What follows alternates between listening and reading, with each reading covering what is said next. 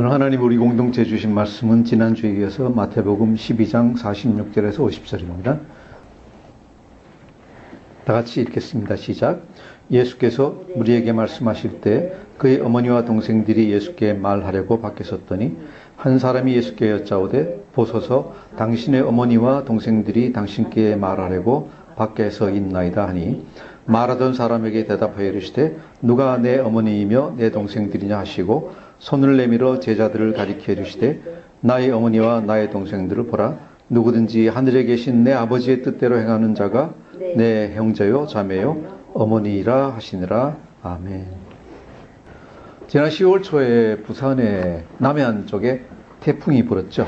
태풍이 작지만은 굉장히 강력한 태풍, 이름이 뭐였죠? 차바라는 태풍이 불어가지고 울산과 부산 지역에 많은 피해를 냈는데 그 중에 이제 한 가지가 제 마음을 끌었습니다. 그 부산의 해운대 쪽에 그 마린시티라고 하는 아주 고급 아파트 주상복합인가요? 이게 서 있는 모양인데 거기에 뭐 파도가 옛날 그 정말 해운대 그 쓰나미 몰려오는 것 같이 파도가 그냥 쫙 그 아파트 안으로 밀고 들어오는 걸 갖다가 우리가 TV로 봤습니다.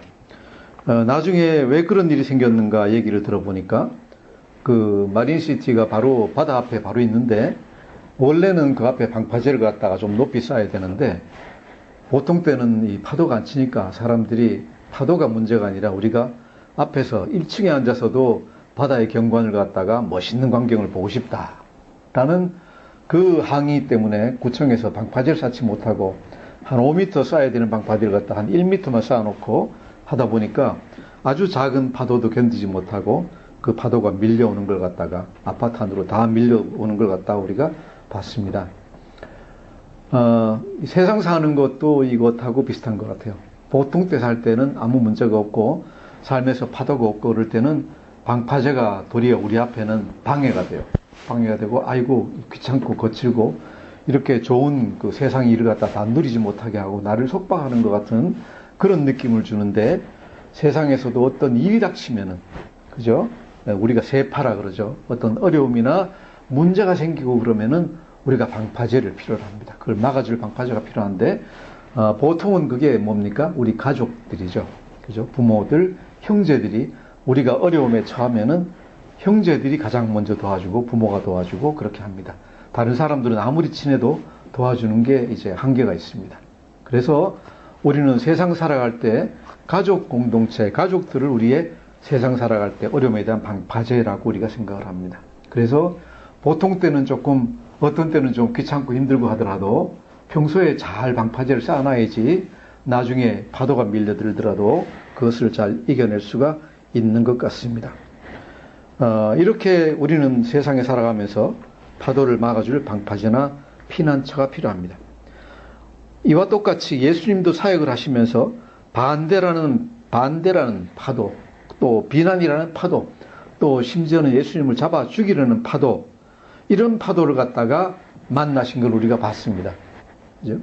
우리가 10장까지는 예수님이 하신 일과 가르치신 거 이런 걸 쭉 봤지만은 11장, 12장, 마태복음 11장, 12장에 걸쳐서 예수님을 반대하고 심지어는 죽이려는 사람들, 그 세력들에 대해서 우리가 읽었습니다. 먼저 11장 2절에서 5절까지는 심지어는 예수님을 위해서 길을 예배하는, 예수님을 사람들에게 소개하는 세례 요한이 의심 가지는 걸 갖다가 우리가 먼저 봤습니다. 거기에 대해서 예수님이 이제 설명을 쭉 하셨죠. 그리고 11장 16절부터는 예수님이 이 시장의 아이들이 놀이하는 걸 갖다가 비유로 삼으셔가지고 예수님이 어떻게 하시든지 간에 비판하는 세력들을 갖다가 봤습니다.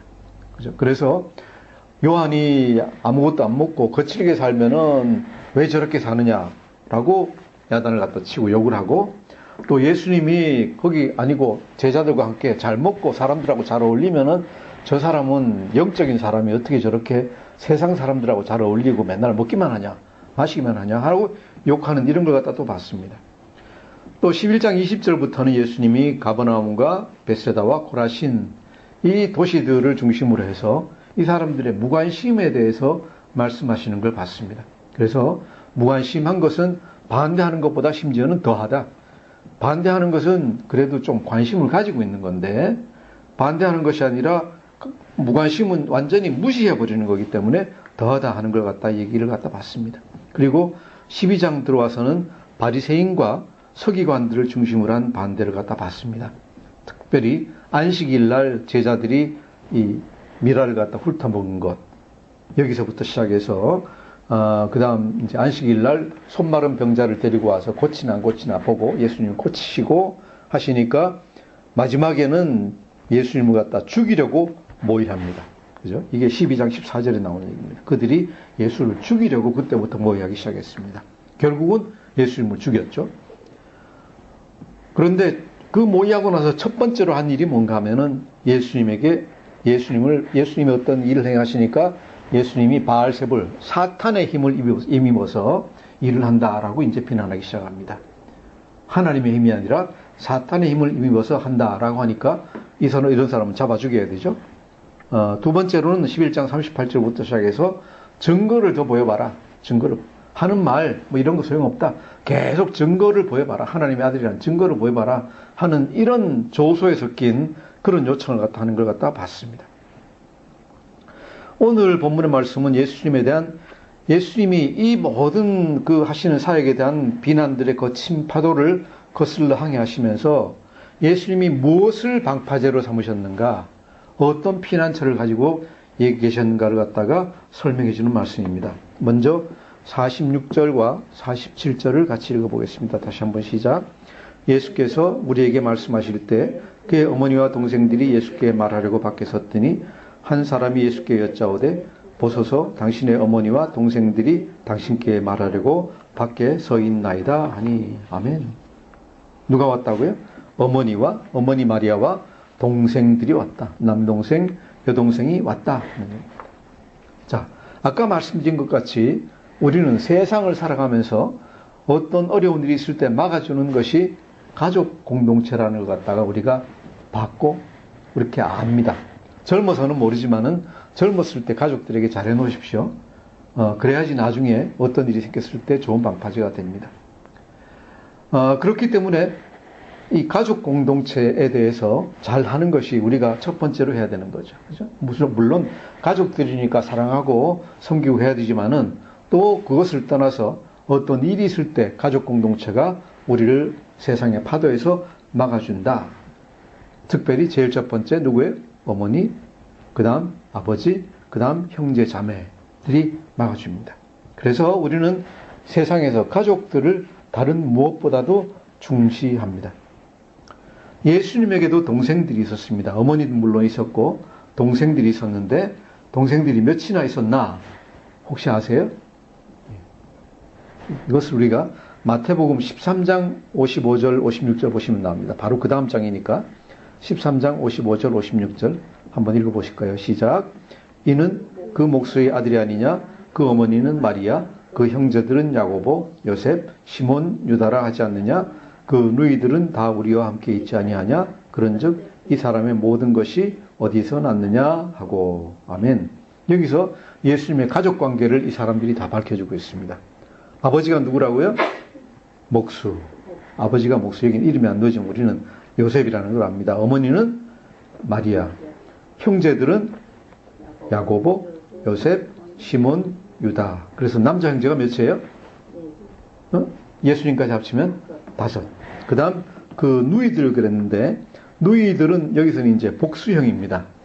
히브리어에는 단수가 있고 쌍수가 있고 복수가 있어요. 그래서 2명일 때는 그냥 복수가 아니라 쌍수라 그래요. 여기는 복수예요. 복수면 몇 명 이상에? 3명 이상이에요. 그래서 누이들이 적어도 몇 명? 3명 이상이다. 적어도 3명 이상이다. 그러면은 전부 다 해서 몇 남매입니까? 최소한 8남매. 그죠? 상당히 대가족입니다. 적어도 8남매라는 그 대가족입니다. 이 동생들에 대해서 한 가지 이제 제가 잠깐 말씀드리면은 성당에서는 뭐라는가 하면은 이 동생들은 요셉이 전 부인 마리아하고 결혼하기 전에 부인이 있었는데 전처가 있었는데 그 부인에게서 낳은 자식들이다라고 얘기를 해요. 왠가 하면은 가톨릭 성당에서는 마리아 무염설이라 그래요. 그 뭔가 마리아는 사람하고 남자하고 같이 잔 적이 없다. 끝까지 동정을 유지했고 끝까지 죄를 지은 적이 한 번도 없다라는 것 딱 주장하기 위해서 심지어 그게 이제 가서 마리아 승천설까지 나오죠. 예수님 같이 마리아가 죽지 아니하고 이렇게 들려서 하늘로 그냥 올라갔다는 그런 얘기까지 하는데 다 허무맹랑한 얘기입니다. 그리고 또한 또 다른 얘기는 뭔가 하면 이 예수님의 동생들이 마리아, 예수님의 어머니 마리아가 아니라 마리아의 동생이 똑같은 이름을 가진 마리아가 있는데 그 마리아의 이제 애들이다라고까지 이제 주장을 해요. 그런데 이런 것들은 다 엉터리들이다라고 이제 다 증명이 된 거예요. 그래서 이 형제 자매들은 전부 다 예수님의 같은 동복 형제 자매다라고 우리가 알고 있습니다. 이 8남매 중에 몇이 나왔는지 모르지만 많은 형제 자매와 그 다음 어머니가 밖에 서 있습니다. 밖에 와서 서 있는데 왜? 사람들이 많이 몰려가지고 무리들이 둘러싸고 있으니까 들어올 수가 없겠죠. 그래서 제자들이 딱 보니까 가족들이 왔다. 그러니까 불이 났게 예수님한테 들어가서 아이고 어머니 모셨습니다. 그러면은 요새도 우리가 어떻게 해야 됩니까? 하던 거 다 중지하고 이제 뛰어나가서 어머니 오셨습니까? 이리로 들어오세요. 그러면 사람들이 자리 비켜주고 앞으로 앉아야 되겠죠? 앉아야 되는데 이게 마땅한데 왜? 그 가족들이 가장 중요한 관계이기 때문에 세상에서. 근데 예수님은 완전히 다르게 응답을 하고 계십니다. 예수님이 어떻게 응답을 하셨는가? 48절에서 50절까지 다시 한번 읽어보겠습니다. 48절에서 50절 시작. 말하던 사람에게 대답하여 이르시되 누가 내 어머니이며 내 동생들이냐 하시고 손을 내밀어 제자들을 가리켜 이르시되 나의 어머니와 나의 동생들을 보라. 누구든지 하늘에 계신 내 아버지의 뜻대로 하는 자가 내 형제요 자매요 어머니이라 하시니라. 아멘. 누가 내 어머니이며 내 동생들이냐. 이것은 이제 말을 갖다가 우리 이중적인 말을 갖다 쓰고 있습니다. 누가 내 어머니이며 내 동생들이냐. 예수님 말씀 뭡니까? 거기 계신 마리아와 그 형제 자매도 당연히 내 어머니이며 내 동생입니다. 하지만은 예수님은 여기서 얘기하시는 것은 또 다른 형제 자매가 있다. 내 가족들을, 예수님이 내 가족들을 부인하는 건 아닙니다. 내 가족들은 육신의 자녀, 육신의 어머니는 거기에 계십니다. 하지만은 예수님에게는 다른 공동체가 있습니다. 다른 가족 공동체가 있는데 그것이 누굽니까? 제자들을 가리키면서 이 사람들이다. 이 사람들. 나의 어머니와 나의 동생들이 여기 있다.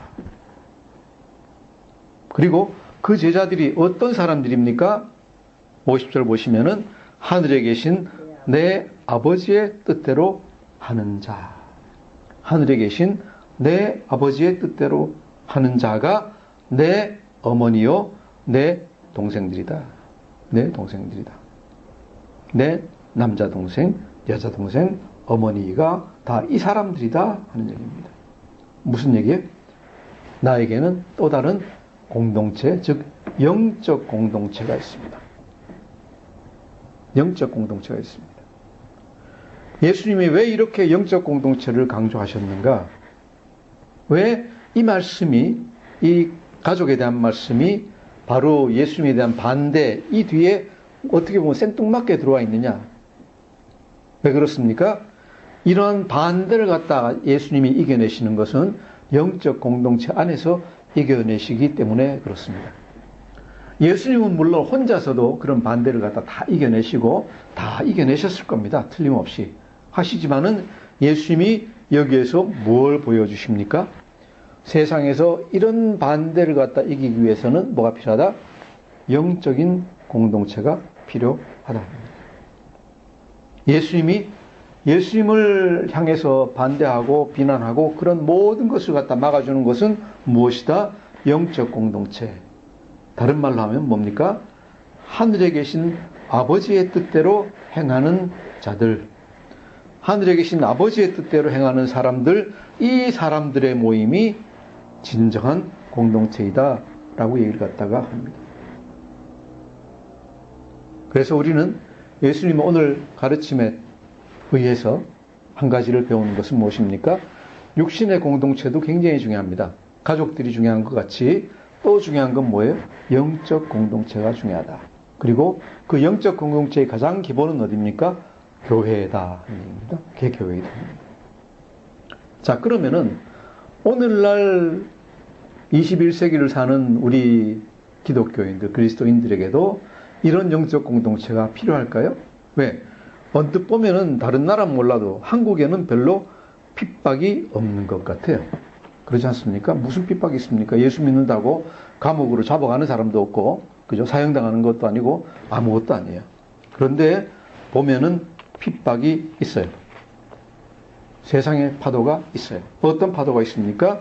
첫 번째로는 재물을 중시하는 세상의 사상입니다. 재물 중시. 어떻게 보면 자본주의 사회에서 재물을 가장 중시하는 그런 가치관이 우리에게 엄청난 쓰나미보다 더한 그런 파도입니다. 왜 그렇습니까? 재물을 중시하는 것은 성경에서 하나님이 가르치는 것하고 정면으로 배치됩니다.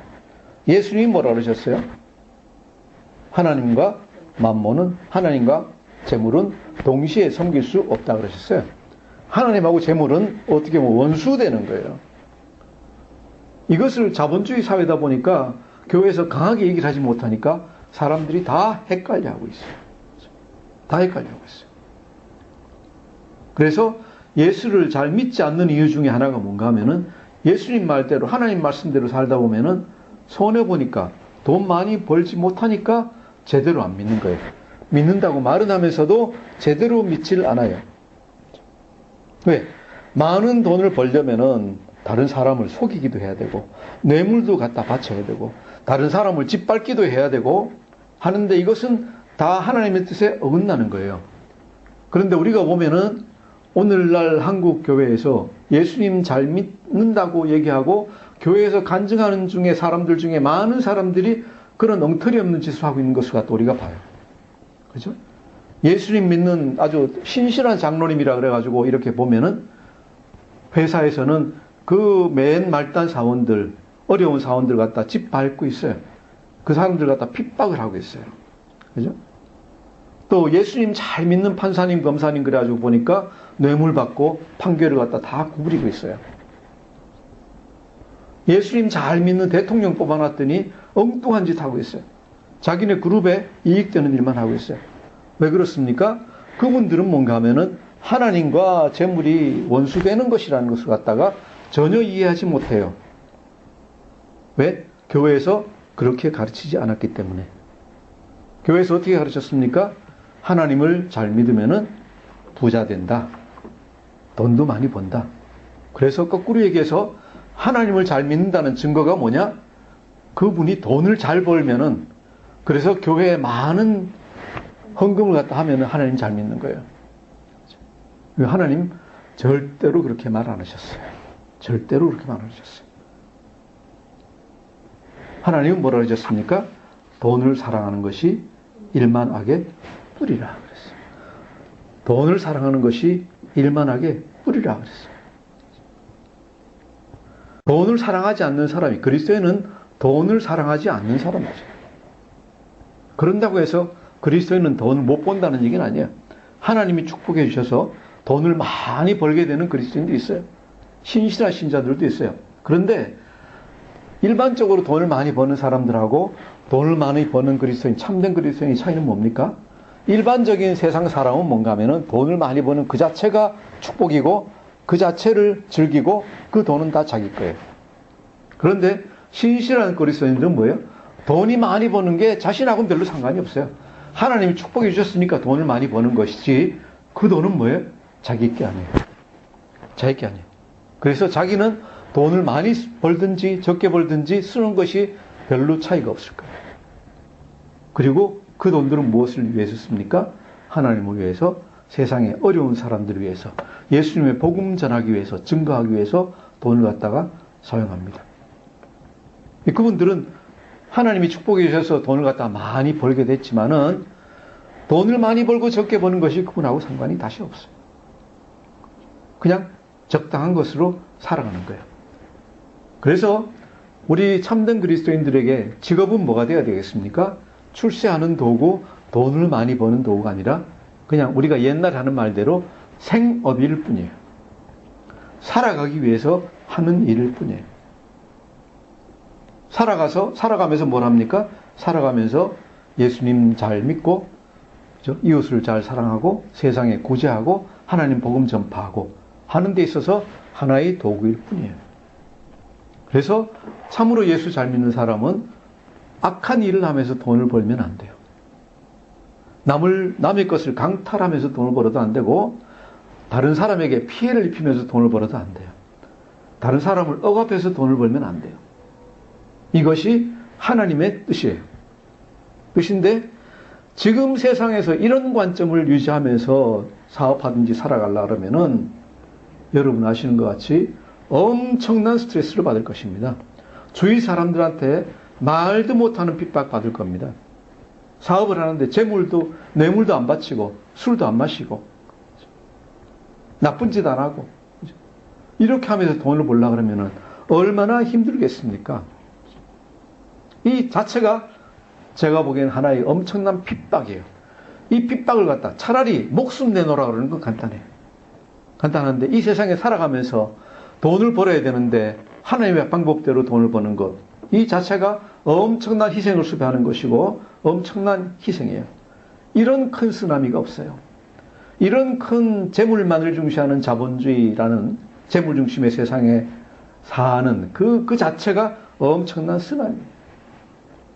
어떻게 이런 걸 갖다 이길 수 있을까요? 어떻게 세상 사람들의 평가를 다 이기고 내가 돈을 많이 못 벌면서 손해보면서도 계속해서 하나님의 뜻대로 살아갈 수 있을까요? 이것은 뜻을 같이 하는 동일한 생각을 가진 하나님의 사람들이 같이 모여서 살아갈 때 이것을 이겨낼 수가 있어요. 나 혼자서는 이겨내기가 굉장히 힘들어요.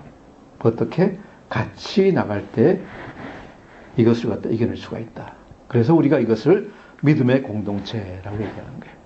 이것이 믿음의 공동체예요. 그냥 다 같이 예수 믿으니까 그냥 무조건 공동체 아니에요. 같은 믿음을 가지고, 같은 참된 믿음을 가지고 세상의 파도를 이겨내 나가는 것. 이것이 이제 참된 믿음의 공동체예요. 두 번째 핍박은 여러 가지가 있겠지만 타락한 세상의 문화예요. 타락한 세상의 문화예요. 하나님이 허락하시지 않는 많은 일들, 요사이 드러난 일들 중에는 특별히 동성애를 당연시하는 풍조예요. 하나님 성경에서 분명히 남자와 여자가 모여서 서로 사랑하고 가정을 이루고 자녀를 낳는 것을 갖다가 남녀 간의 관계라 그래요. 그렇죠? 그리고 성에 관한 것은 거기에 부수된 거예요. 이것이 성에 관한 어떤 추구가 잘못된 길로 나가지 않게 하기 위해서 사도 바울은 부부간에 이렇게 분방하지 말고 합방하라라고 얘기를 하잖아요. 그죠? 네. 남자 여자가 서로 간에 어떤 욕구를 참지 못해가지고 죄 짓는 것을 피하기 위해서 그런 얘기를 갖다 하고 있죠. 하는데 요새는 어떻게 된 것인지 어디로 갔는지 모르지만은 성경에서 분명히 죄악이라고 얘기하고 있는 동성애를 이제는 피할 수 없는 하나의 어떤 뭡니까?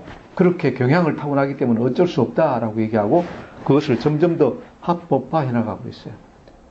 우리 기독교에 어떻게 보면은 우리 한국 기독교로 봐서는 원조가 되는 영국 교회, 미국 교회 할 것 없이 전부 다 동성애는 다 잘못된 게 없고 동성애는 합법이고 심지어는 동성 간의 결혼도 이제 다 합법이고 신부나 영국 같으면 이제 성공의 신부나 미국에서 목사가 동성애자의 결혼 주례를 갖다가 안 해준다 그러면은 차별금지법에 걸려가지고 감옥 가고 벌금 내는 이런 세상이 돼버렸어요.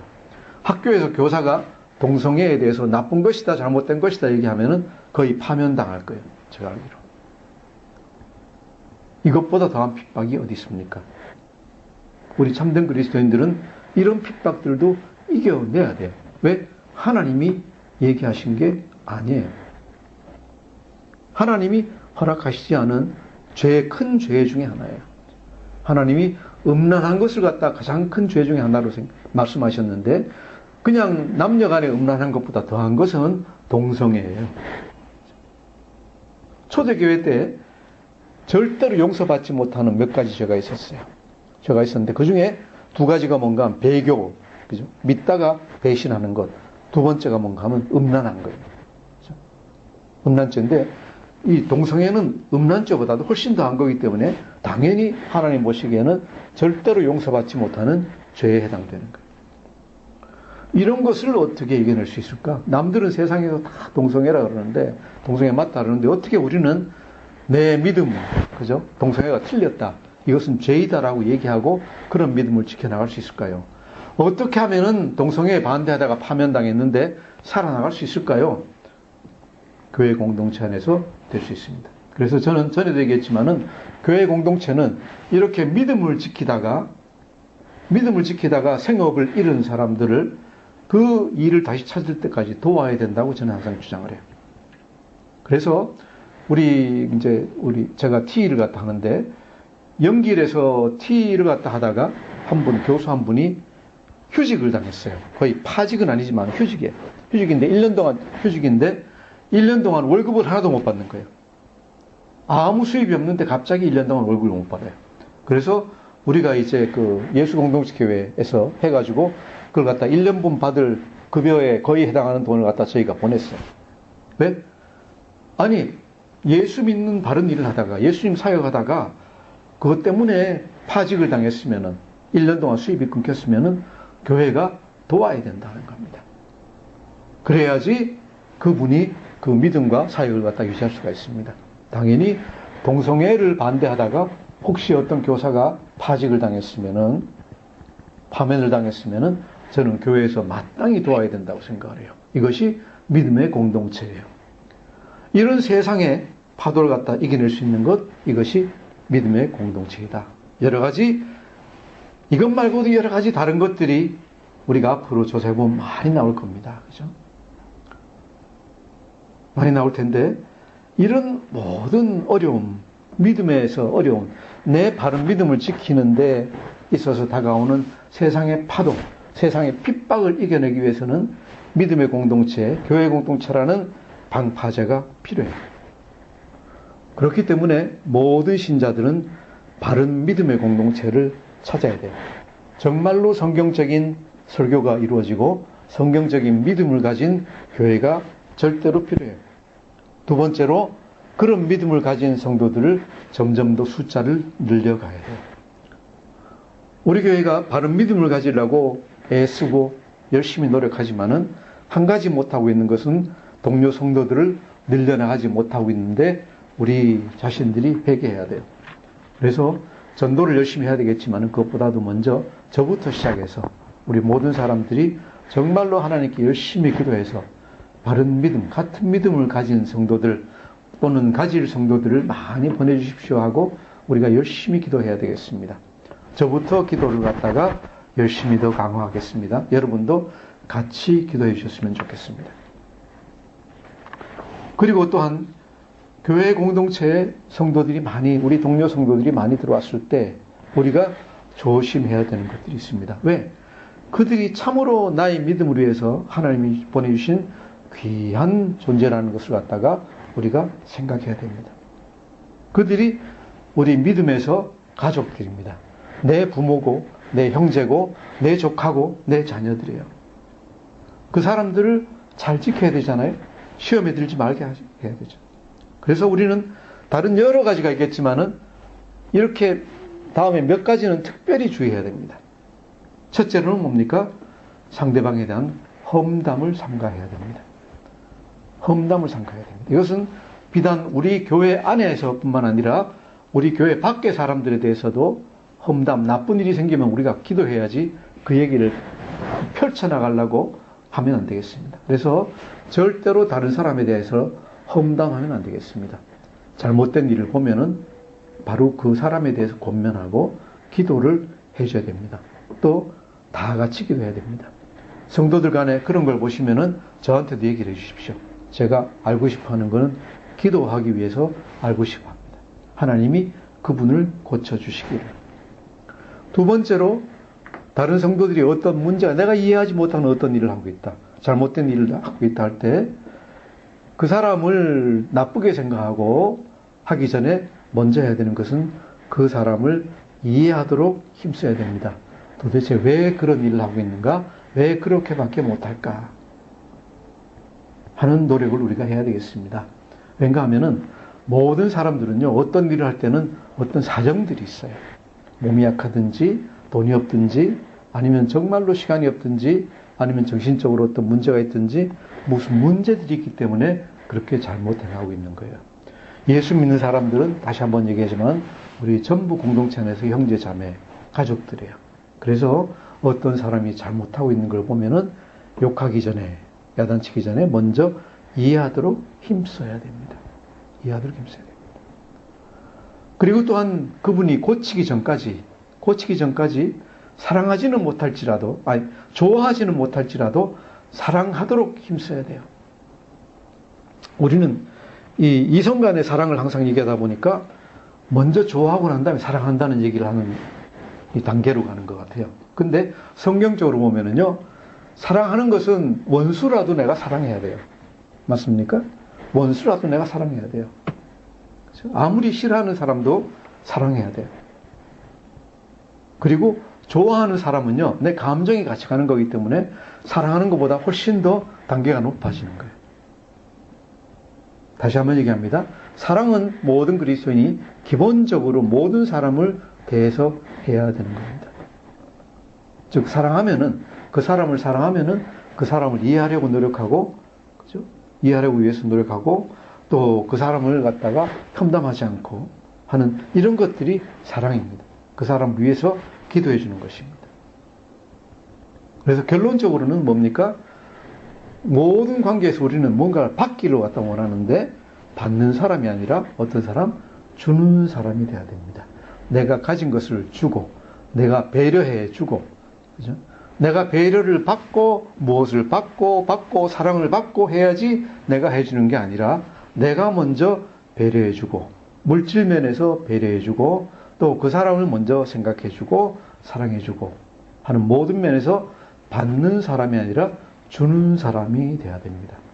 이것이 우리가 만들어야 되는 믿음의 공동체예요. 우리를 세상의 파도에서 우리가 예수님 앞에, 하나님 앞에 갈 때까지 끝까지 우리 믿음을 지켜주는 사랑의 공동체가 될 거예요. 그래서 우리 이 시간 기도하고 원하는 것은 하나님이 우리 사랑의 공동체, 교회 믿음의 공동체를 더 키워주시고, 또 많은 성도들이 같이 성숙해서 더욱더 큰 사랑의 공동체 만들어 나가고, 우리가 하나님 앞에 갈 때까지 하나님이 주신 이 믿음 끝까지 지켜나가기를 위해서 기도하도록 하겠습니다. 기도하겠습니다.